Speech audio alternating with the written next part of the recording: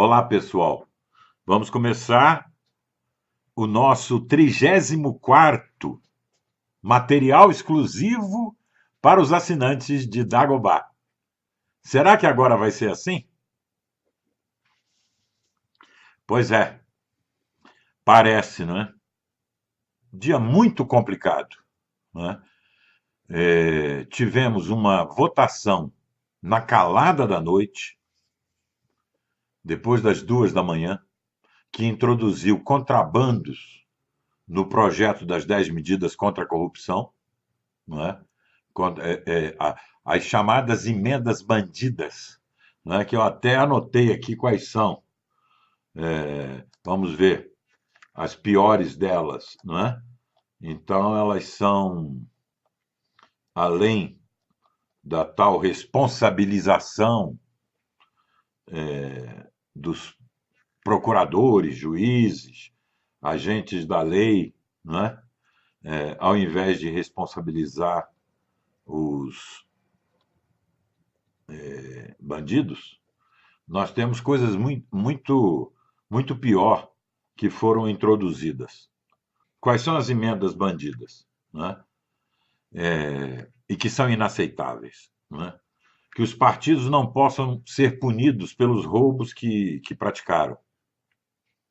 Que o tempo de prescrição continue contando com o réu, mesmo com o réu foragido. Que criminosos não tenham que devolver a fortuna acumulada com propinas. Uma inexplicável prisão por desrespeito às prerrogativas dos advogados. Né? Com tanto advogado bandido, advogado de quadrilha, né? É incrível. E o já mencionado crime de responsabilidade para juízes e procuradores. Bom, algumas dessas medidas são preocupantes, algumas são inconstitucionais e tendem a ser reformadas, bloqueadas pelo Supremo Tribunal Federal. Mas e as que não forem? Não é? Nem todas são francamente inconstitucionais, embora todas sejam escandalosas. Né? E a cidadania não pode fazer como quer o Reinaldo Azevedo, pendurar as chuteiras, ir para o sofá e ficar assistindo pela TV os desdobramentos, não é, da situação, enquanto as instituições supostamente funcionariam. O problema do Brasil não é que as instituições não funcionem, é que elas funcionam. Não é? Ontem vimos um exemplo claro das instituições funcionando. Não é? A Câmara dos Deputados funcionou. O problema é, para que elas funcionam? Este é o problema. Né? Então, só conseguimos tirar Dilma Rousseff do governo e o PT do governo porque as pessoas foram às ruas. Esse ir às ruas de milhões de cidadãos não tem nada a ver com o que aconteceu ontem em Brasília, que foi uma coisa absolutamente lamentável, não é? Não foi uma manifestação pacífica na qual surgiram focos de violência. Foi uma manifestação orientada para a violência a partir dos carros de som, em suma. Foi a violência como forma de fazer política. E, ao que tudo indica, o PT vai continuar nessa linha.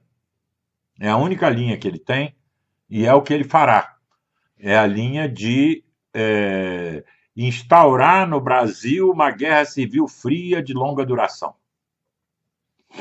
Bom, neste momento, então, a situação fica muito complexa, não é? Possivelmente os ânimos vão ficar cada vez mais exaltados e subiu a temperatura, ultrapassando um patamar confortável para a democracia. Não é? Forças de direita, não é, meio hidrófobas vão se assanhar, como já se assanharam a partir da eleição do Trump, etc. e tal, para acabar com o comunismo, para etc e tal, para botar ordem na casa e tudo mais. Vão continuar insistindo contra as instituições, no sentido de que seria melhor varrer tudo do mapa e tal. Esse vai ser o discurso dos aventureiros que surgirão nesse período.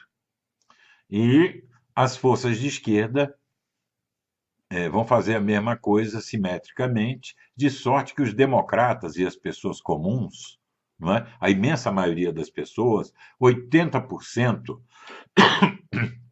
da população brasileira, vai ficar encurralada no meio dessas duas vertentes sectárias. Eis a situação a que nós fomos levados. Eu sei que, num momento como esse, as pessoas ficam muito propensas a culpar o governo por tudo que está acontecendo, o governo de Michel Temer. Mas, na verdade, Michel Temer não existe, né? O que existe é o velho sistema político. Michel Temer é um representante daquela base fisiológica que apoiou os governos do PT. Né? E que só se desgarrou do PT quando descobriu que o PT fazia aliados para matá-los ao final. Não se desgarrou por nenhum motivo ético, muito menos democrático. Se desgarrou por instinto de sobrevivência. E é esse mesmo instinto de sobrevivência o responsável pelo que aconteceu na calada da noite, ou nesta madrugada, na Câmara dos Deputados. Eles não vão se suicidar. Eles estão mandando um recado: olha, não há meio de nós nos suicidarmos. E o problema é que, no fundo, eles têm alguma razão.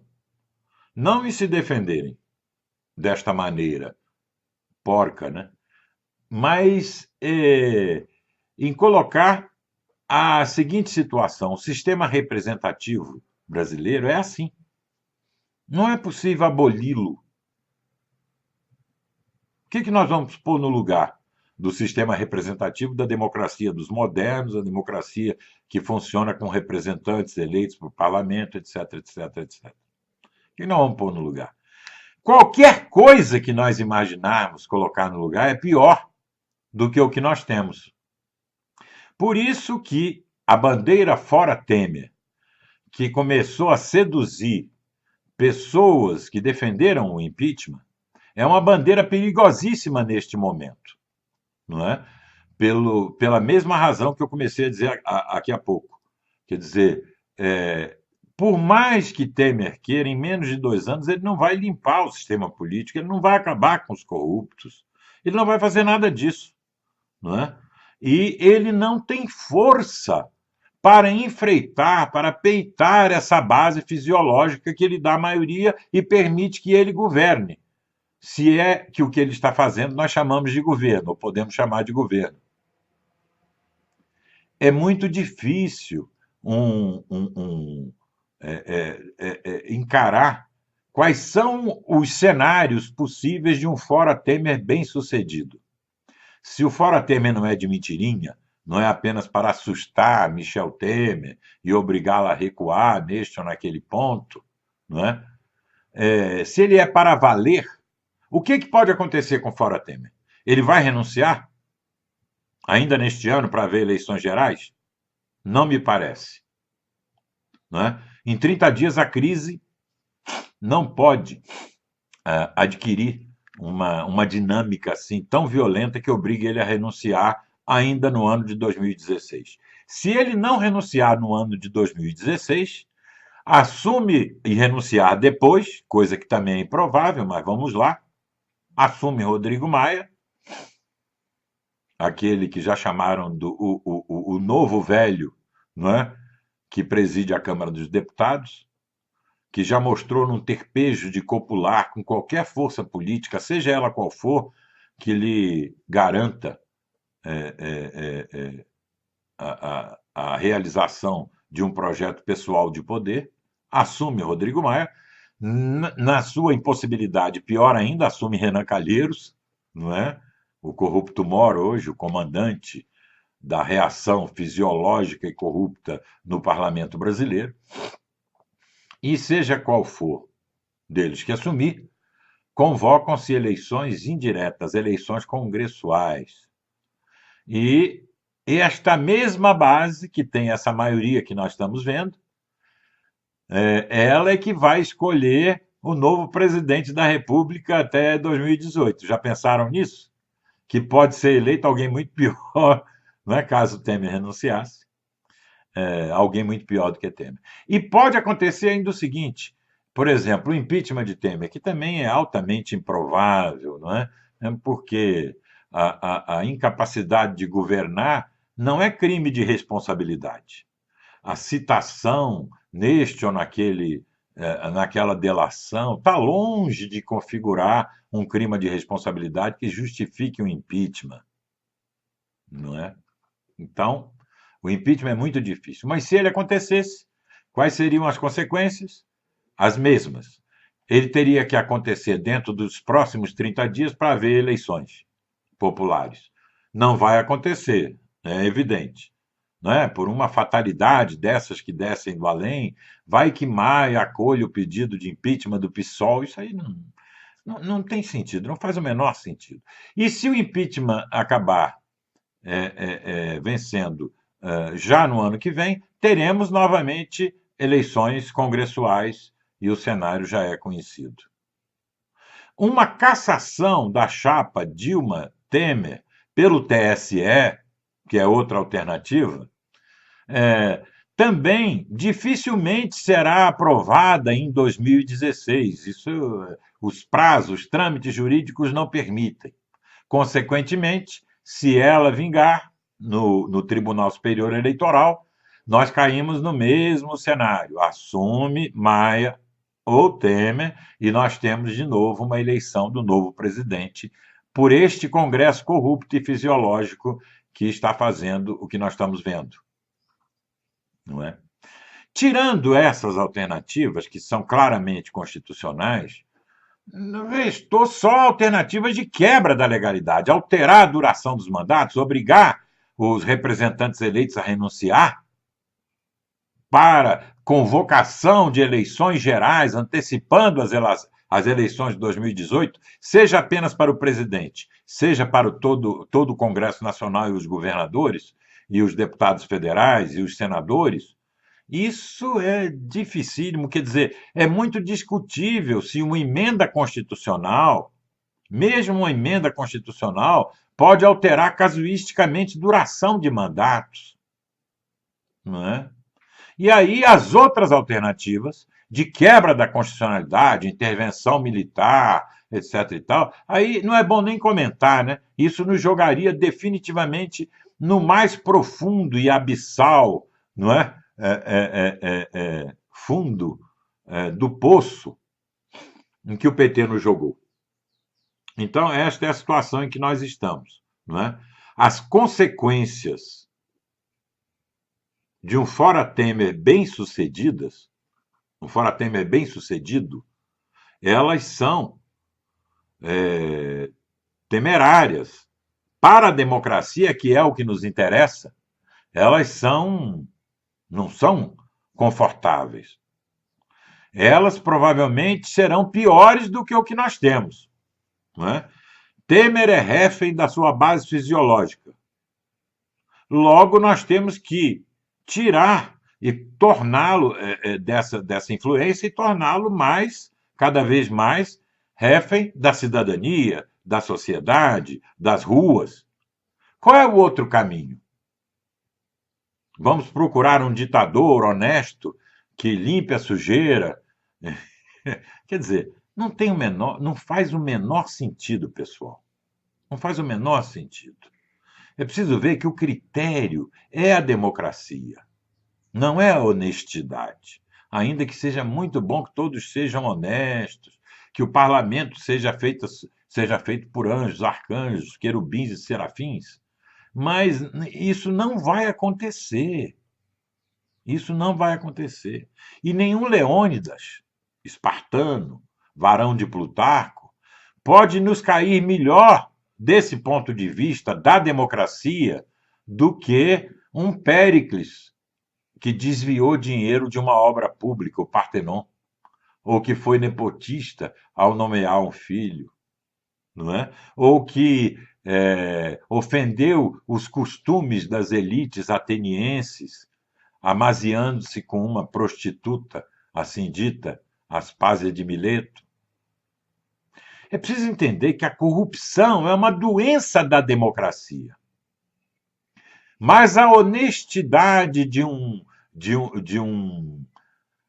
comandante, de um déspota, de um tirano, não é.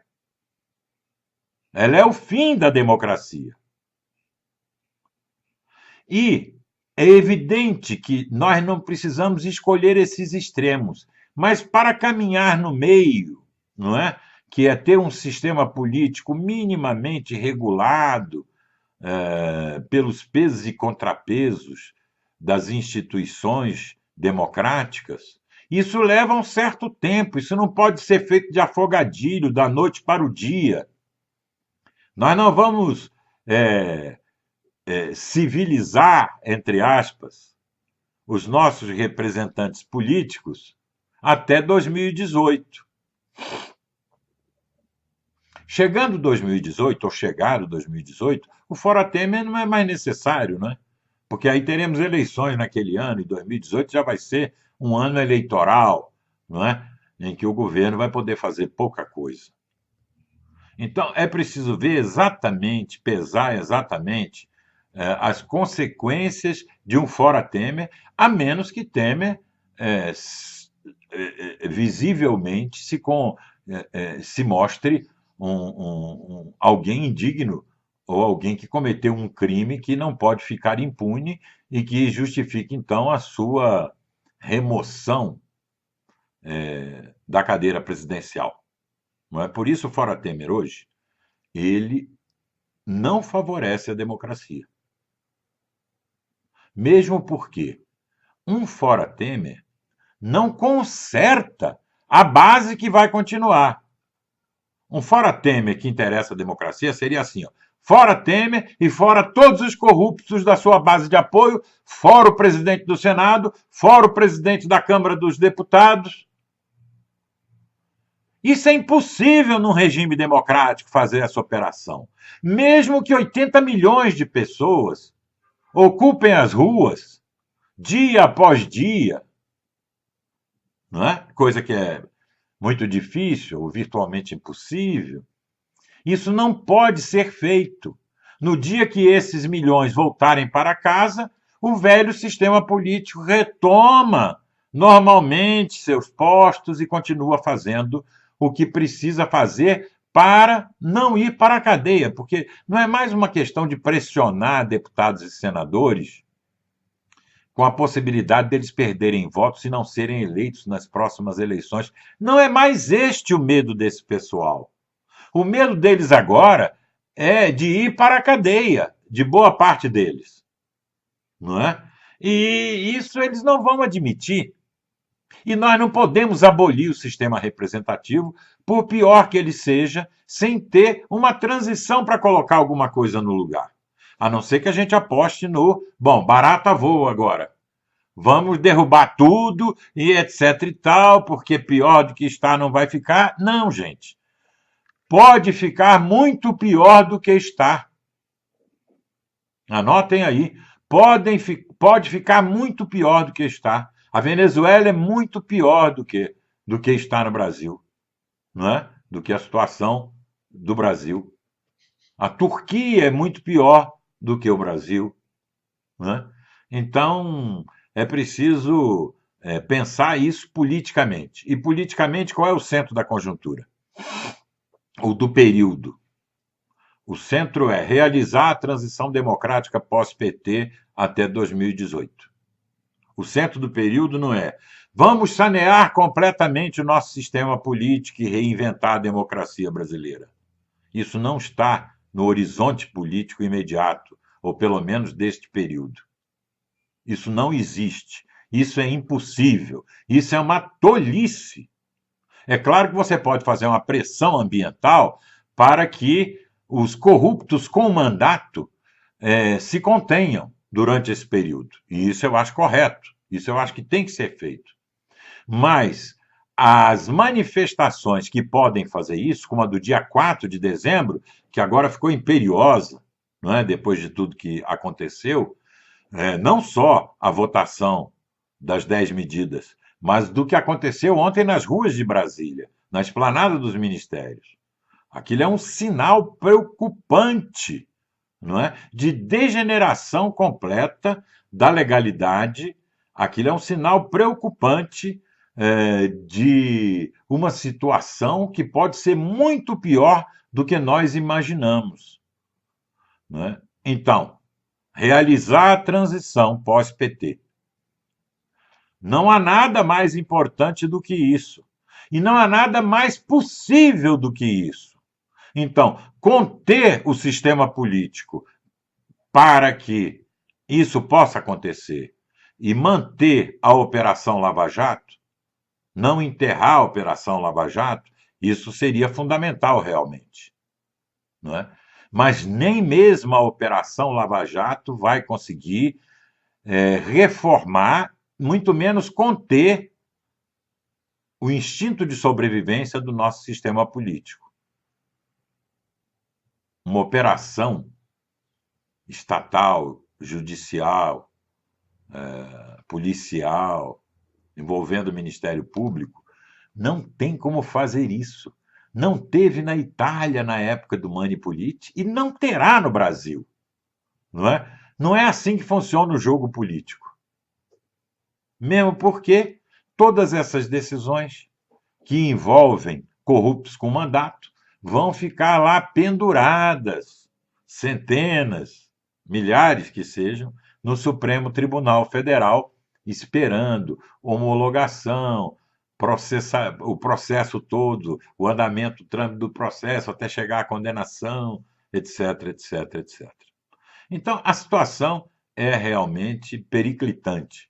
É uma situação muito difícil e a única garantia que nós temos hoje é aumentar a pressão sobre as instituições para manter a Operação Lava Jato, não deixar que Temer se alinhe completamente, já que ele já é refém, né, dessa sua base fisiológica, apoiar as medidas que vão permitir que nós cheguemos até a 2018, não é?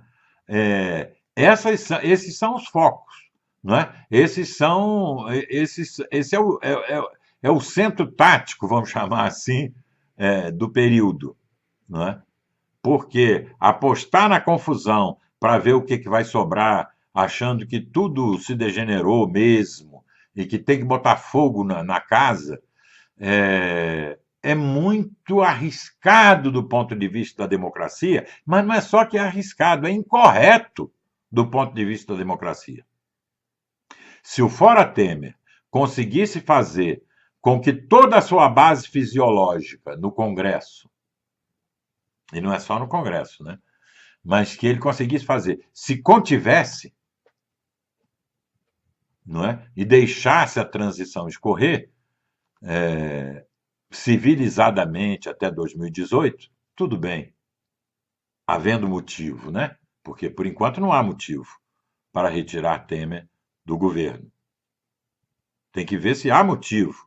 Por enquanto não há motivo concreto. Mas mesmo que houvesse motivo e esse Fora Temer se concretizasse, as alternativas, os cenários possíveis, como eu descrevi, não são bons para a democracia de modo algum. Então, não se trata de manter o Temer, não é? Se trata de fazer uma pressão, mas entre não manter e pedir a sua cabeça, há uma distância imensa, há um intervalo imenso. E esse intervalo é o intervalo da política, não é o intervalo da polícia, não é o intervalo da justiça, não é o intervalo da guerra. Até a próxima semana e um grande abraço.